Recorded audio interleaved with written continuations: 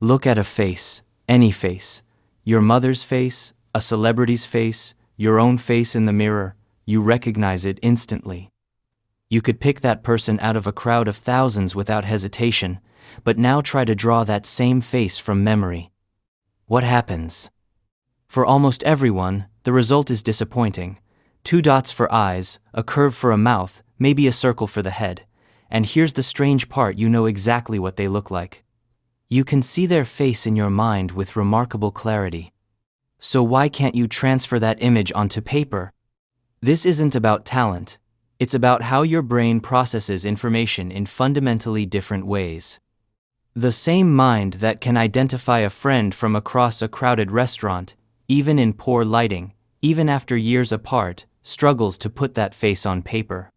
Understanding why reveals something remarkable about how we experience the world and how little of what we see we actually perceive. Your brain is a face-recognizing machine. Within days of birth, babies already prefer looking at faces over other objects. By adulthood, you can recognize thousands of faces, classmates, from decades ago, actors glimpsed briefly in a movie, the barista who made your coffee weeks ago.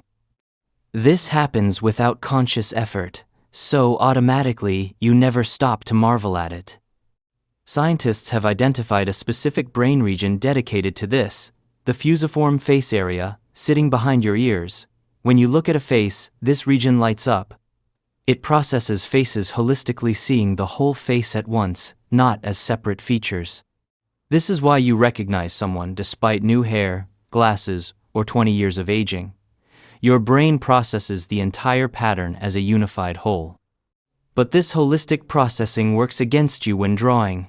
You can't draw a holistic impression, you must draw specific lines, shadows, and shapes. Your brain has no practice with this translation. It's like trying to describe a melody by listing sound frequencies. You recognize the song perfectly, but you lack the vocabulary to break it down. Your brain stores a recognition template, a way to match what you're seeing against memory. But it doesn't store construction instructions.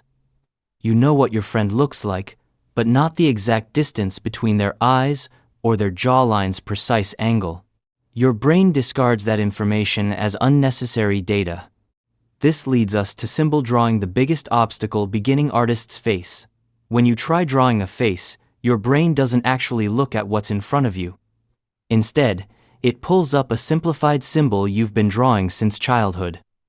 Most people draw an eye as an almond shape with a circle inside. That's not what an eye looks like. It's a symbol, a cartoon version from elementary school. A nose becomes a triangle. Lips become 2 curved lines. These shortcuts are incredibly persistent, surviving decades of seeing actual faces every single day. The problem? These symbols ignore the complex shapes making a face look like a specific person. Every eye you've ever seen has been unique, different eyelid amounts, different crease patterns. But your symbol compresses all this variety into one generic shape. You draw what you think you see rather than what's actually there. Betty Edwards explored this in her book, Drawing on the Right Side of the Brain. Most adults draw like children not because they lack motor skills, their hands work fine for writing and typing. They draw poorly because they draw symbols rather than reality. Here's an experiment demonstrating this perfectly. Ask someone to copy a face photograph, they'll struggle. Now turn that photograph upside down. Their drawing often improves dramatically. Why? Upside down, the face stops looking like a face. The brain's recognition system disengages, symbol drawing habits shut down. Suddenly, they see actual shapes and lines, the abstract patterns of light and dark. This reveals something profound. Your visual system constantly interprets and labels what you see. When you look at a face, you don't see lines, shadows, or edges. You see face, familiar, friendly. Your brain abstracts away raw visual data and gives you the interpretation. Usually that's helpful. But for drawing, you need the raw data, not the summary. Professional artists train themselves to bypass this labeling system. When a portrait artist looks at a face, they're not thinking, "This is an eye." They're thinking, this is a dark shape next to a light shape with a curved edge. They've learned to switch modes from quick categorizing to slow, analytical seeing. It's like learning a new language for vision. Here's what might change how you think about artistic talent. Drawing realistically isn't a magical gift, it's a learnable skill from training your brain to see differently.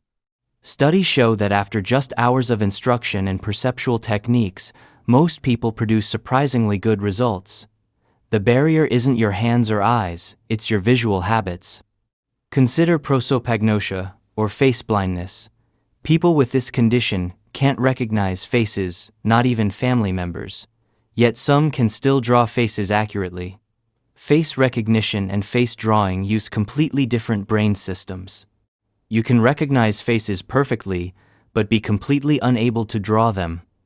Why is recognition so much more developed? The answer lies in evolution. For our ancestors, quickly recognizing friend from foe was life or death. Our brains evolved specialized hardware for this over millions of years, but drawing faces?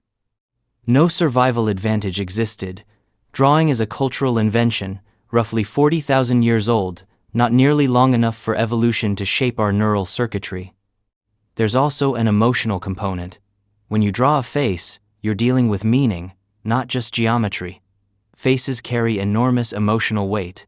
This makes objective seeing harder. You're not just drawing shapes, you're drawing someone's identity. That pressure causes you to tighten up and fall back on familiar symbols.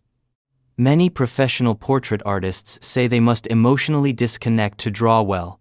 They think only about abstract patterns of light and shadow, angles and proportions. They deliberately turn off "this is a person" and activate pure visual processing. So, how do you overcome symbol drawing? First, change how you look. Instead of thinking eye, nose, mouth, try to see abstract shapes. Where does this shadow end relative to that line? What angle does this edge make? Ask questions about measurable relationships, not recognizable features. Art teachers recommend using viewfinders or grids to break down what you're seeing. By focusing on small areas at a time, you bypass the brain's urge to categorize. You force yourself to see what's actually there, not what you assume should be there. Draw from life rather than photographs when possible. A real three-dimensional face gives you more depth information. You can't rely on photo edges for proportions, and you must constantly adjust as the person breathes and shifts. It trains your brain far more effectively than copying flat images.